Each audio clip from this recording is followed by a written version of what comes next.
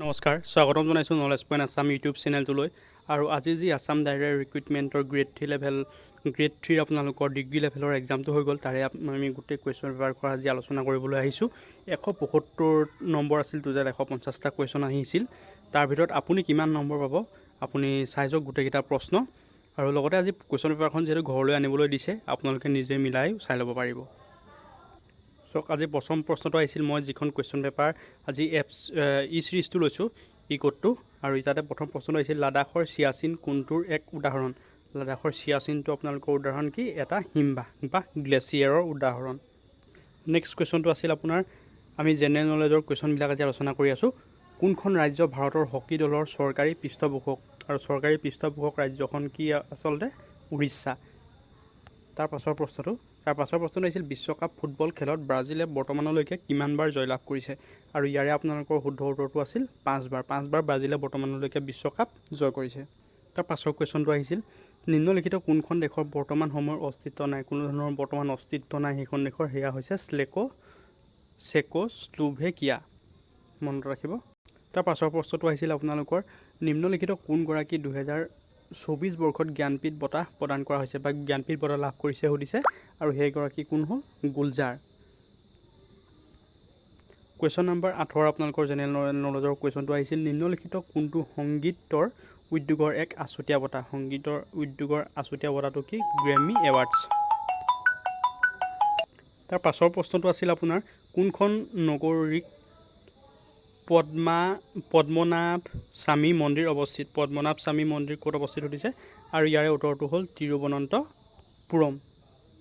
তাৰ পাছৰ প্ৰশ্নটো হ'ল কালবেলিয়া ভাৰতৰ কোন অঞ্চলৰ লোকনৃত্যৰ ৰূপ? আৰু ইয়াৰে লোকনৃত্যৰ ৰূপ হৈছে থৰ মৰুভূমি অঞ্চলৰ লোকনৃত্যৰ এক ৰূপ কালবেলিয়া।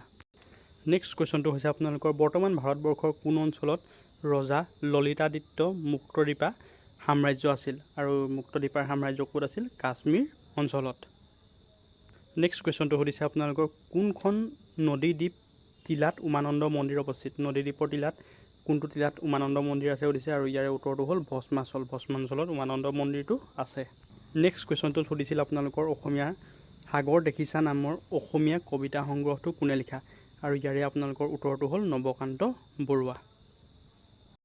নেক্সট কুৱেশ্যনটো নিম্নলিখিত কোনগৰাকী পৰিব্ৰাজকে কামৰূপ ৰাজ্য ভ্ৰমণ কৰিছিল? কামৰূপ ৰাজ্য ভ্ৰমণ কৰিছিল কোনে? হিউৱেন চাঙে।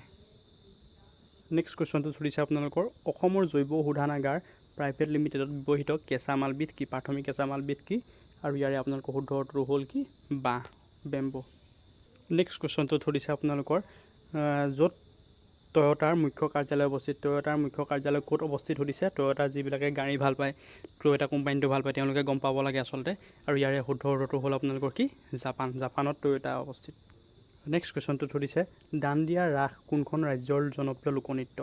গুজৰাট ৰাজ্যখনৰ লোকনৃত্য কি? দাণ্ডিয়া ৰাস।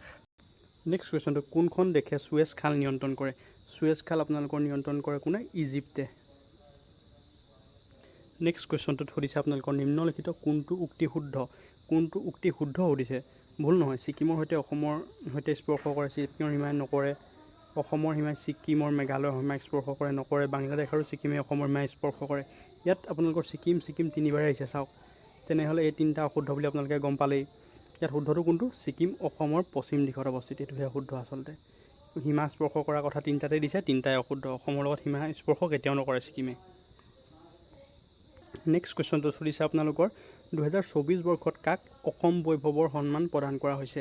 2024 বৰ্ষত বুলি সুধিছে আকৌ। ইয়াতে 2022 বৰ্ষত হ'লে ৰতন টাটা হৈ যায়, কিন্তু 2022 বৰ্ষ নহয়, 2024 বৰ্ষত সুধিছে।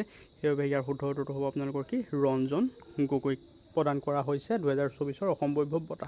নেক্সট কুৱেশ্যনটো সুধিছে আপোনালোকৰ জম্মু আৰু কাশ্মীৰ অঞ্চলত নিম্নলিখিত কোনটো পৰ্বতমালা আছে? জম্মু কাশ্মীৰত কোনটো পৰ্বতমালা আছে সুধিছে, আৰু ইয়াৰে শুদ্ধটো হ'ল পীৰ পাঞ্জৰ পৰ্বতমালা আছে জম্মু কাশ্মীৰত।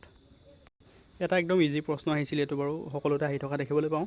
ভিলেজ ৰকষ্টাৰ নামৰ বোলছবিখনৰ নিৰ্দেশক কোন সুধিছে, আৰু ইয়াৰে শুদ্ধ উত্তৰটো আছিলে কি আপোনালোকৰ? ৰীমা দাস। একদম আহি থকা কুৱেশ্যন।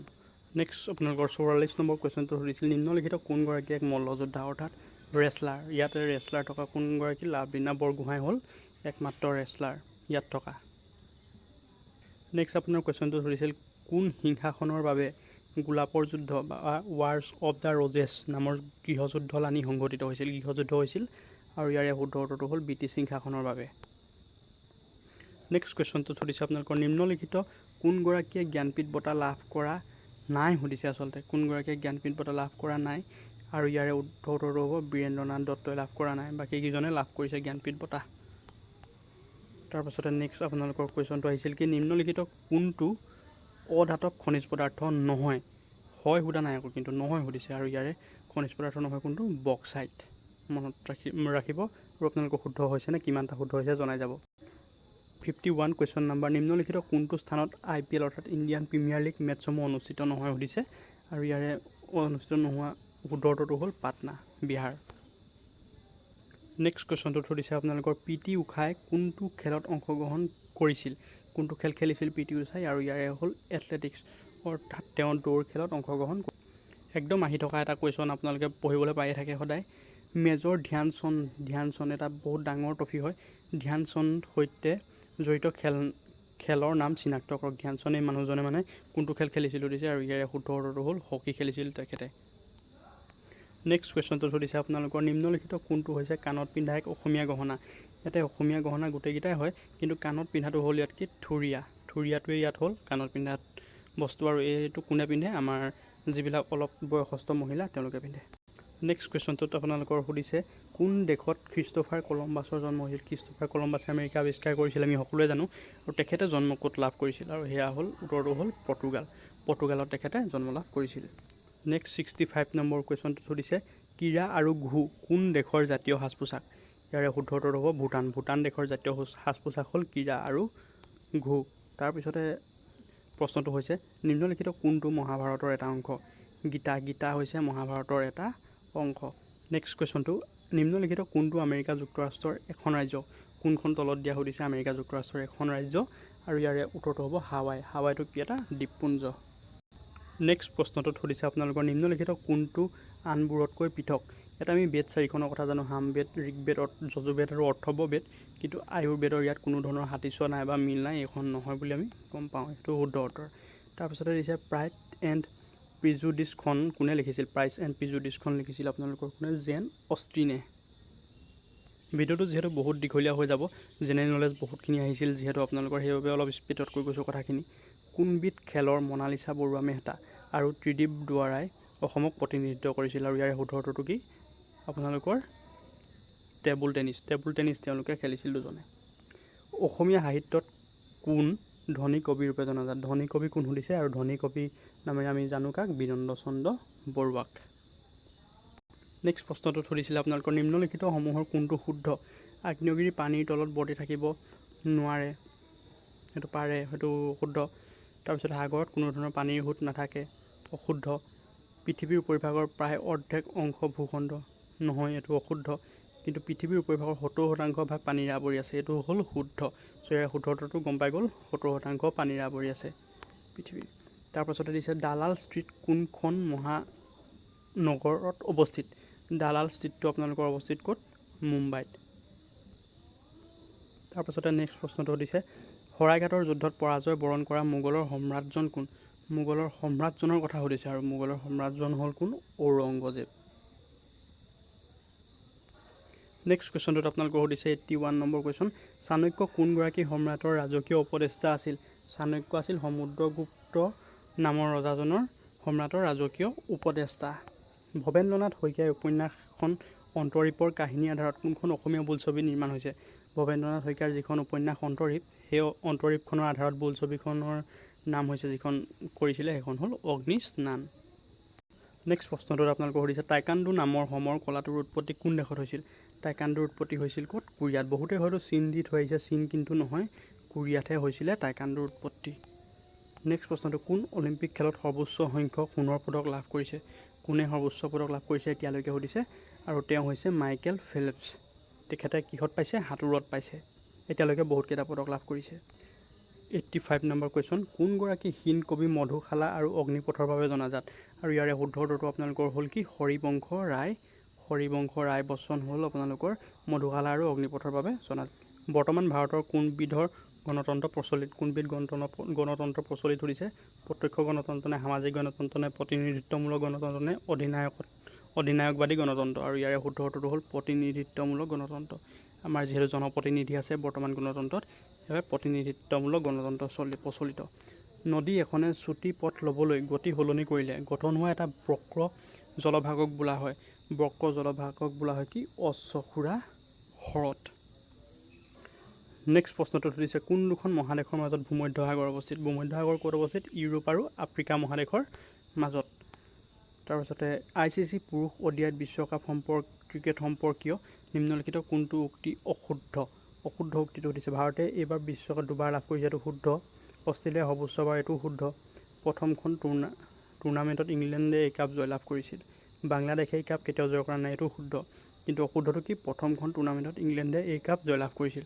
এইটো একেবাৰে অশুদ্ধ ইয়াৰ শুদ্ধ উত্তৰটো হৈ গ'ল এইটো নেক্সট আপোনালোকৰ 94 নম্বৰ কুৱেশ্যন ভাৰতবৰ্ষৰ সংবিধানত অৱশিষ্ট ক্ষমতাৰ ধাৰণা কোনখন দেশৰ পৰা লোৱা হৈছে আৰু এইটো অৱশিষ্ট ধাৰণাৰ ক্ষমতাটো আপোনালোকৰ লোৱা হৈছে ক'ৰ পৰা কানাডাৰ পৰা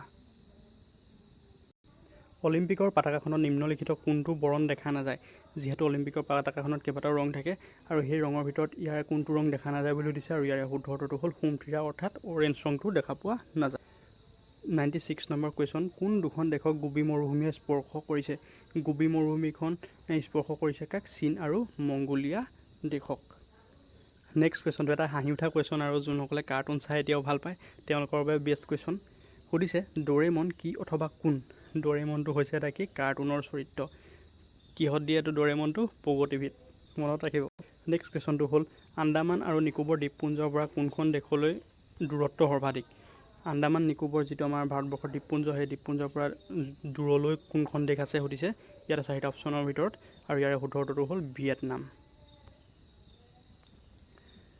105 নম্বৰ কুৱেশ্যন নিম্নলিখিত কোনটো হৈছে অসমৰ এক তাঁৰযুক্ত বাদ্যযন্ত্ৰ এডাল তাঁৰ থাকে আৰু সেয়া হৈছে টুকাৰী আপোনালোকে দেখিছেনে কমেণ্ট কৰিবচোন টুকাৰী যদি দেখি পোৱা নাই টুকাৰী কিহেৰে বনায় বা কি চালেৰে আপোনালোকৰ বনায় কমেণ্ট কৰিব নেক্সট প্ৰশ্নটো সুধিছে আপোনালোকৰ নিম্নলিখিত কোনটো ভাৰতৰ পৰোক্ষ কৰৰ এক উদাহৰণ পৰোক্ষ কৰৰ কথা সুধিছে আৰু ইয়াৰে শুদ্ধ উত্তৰ হ'ব সামগ্ৰী আৰু সেৱা কৰটো হৈছে পৰোক্ষ কৰ বাকীকেইটা উপহাৰ কৰ আয় কৰ আৰু মূলধনী লাভৰ কৰ এইকেইটা হৈছে কি প্ৰত্যক্ষ কৰ 107 নম্বৰ প্ৰশ্নটোত সুধিছে নিম্নলিখিত কোনটো অশুদ্ধভাৱে জোৰা মিলোৱা হৈছে অশুদ্ধভাৱে মিলোৱা হৈছে বাকীকেইটা শুদ্ধ কিন্তু অশুদ্ধটো কি তৃতীয় শ্ৰেণীৰ লিভাৰ বাদাম ভঙা যতনটো তৃতীয় শ্ৰেণীৰ লিভাৰত নপৰে নেক্সট কুৱেশ্যনটো সুধিছে ডক্টৰ বেজবৰুৱা এতিয়া যোনখন হৈছিলে সেইখনৰ কথা সোধা নাই ইয়াত সুধিছে ডক্টৰ বেজবৰুৱা বোলছবি 1969 চনত সংস্কৰণত কোনে নাম ভূমিকাত অভিনয় কৰিছিল নাম ভূমিকাত অভিনয় কৰা ব্যক্তিজন সুধিছে আৰু ইয়াৰে উত্তৰটো হ'ব আপোনালোকৰ নিপন গোস্বামী নে বজেন বৰুৱা অলপ খেলিমেলি লাগি আছে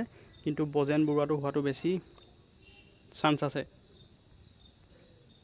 আছে মানে আপোনালোকৰ মানে মই যিটো পাইছোঁ পাছত আপোনালোকক জনাই দিম নেক্সট ভিডিঅ'টোত কোনটো আচলতে শুদ্ধ উত্তৰটো ময়ো ভালকৈ ক'ব পৰা নাই বৰ্তমানলৈকে নিম্নলিখিত কোনগৰাকী লন টেনিছ খেলুৱৈ নহয় লন টেনিছ খেলুৱৈ ইয়াত দিয়া আছে লিয়েণ্ডাৰ পেছ মহেশ ভূপতি বিজয় অমিত ৰাজ এইকেইটা লন টেনিছ খেলুৱৈ হয় কিন্তু পুলেল্লা গোপীচন্দ কি হয় লন টেনিছ খেলুৱৈ নহয় নেক্সট কুৱেশ্যনটো হ'ল টিয়াও কোনবিধ খেলৰ ভাৰতীয় দলৰ অধিনায়ক আছিল টিয়াও ক'ৰ আছিল কোনখন ৰাজ্যৰ আছিল এইটো আপোনালোকে কমেণ্ট কৰিব আৰু তেখেতে ফুটবল খেলৰ কেপ্টেইন আছিল এটা সময়ত ভাৰতৰ নেক্সট আপোনালোকৰ 116 নম্বৰ কুৱেশ্যন নিম্নলিখিত কোনটো এক অসমীয়া উপন্যাস নহয় ইয়াত আধা লিখা দস্তাবেজ অসমীয়া উপন্যাস দেওলুং লাংখাই এইটো হৈছে অসমীয়া উপন্যাস অন্তৰীপখনো হৈছে অসমীয়া উপন্যাস কিন্তু নহয় কোনখন শেষ পৃষ্ঠা তাৰপাছতে আপোনালোকৰ নেক্সট 120 আমাৰ মুখত থকা লালতীয়া নিম্নলিখিত কোনটোৰ বিভংগনত সহায় কৰে আৰু ইয়াৰ শুদ্ধটো হ'ল কি চেত আহাৰ